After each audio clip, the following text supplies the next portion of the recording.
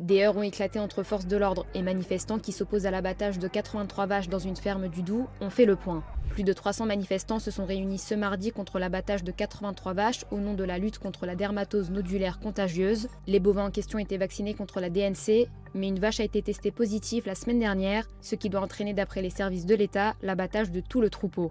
Le propriétaire de l'exploitation avait lancé un appel relayé par la coordination rurale et la confédération paysanne à se rassembler dans l'exploitation située à Pouilly-Français. Donc là, on a clairement les vétérinaires qui sont présents afin d'abattre du coup tout le troupeau. Et moi, j'ai grandi ici.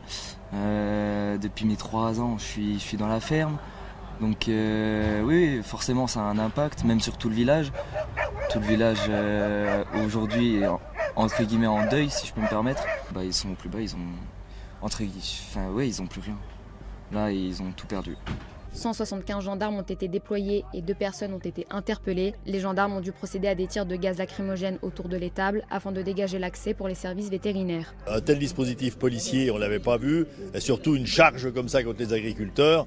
Je pense qu'on n'est pas là pour découdre avec les forces de l'ordre. Je crois que les choses ont été clairement dites. On est là pour défendre notre outil de travail et on s'aperçoit de plus en plus que le fait d'avoir tué les bêtes dans certains départements n'empêche pas la maladie de se propager. Céline Lhomme, l'épouse de l'exploitant, a déclaré à l'AFP que la vache en question va très bien et que les nodules qui sont apparus pourraient être liés à sa vaccination. Elle a indiqué avoir demandé à la ministre de l'Agriculture, Annie Genevard, originaire du Doubs, d'intervenir, une demande qui est restée sans réponse pour le moment.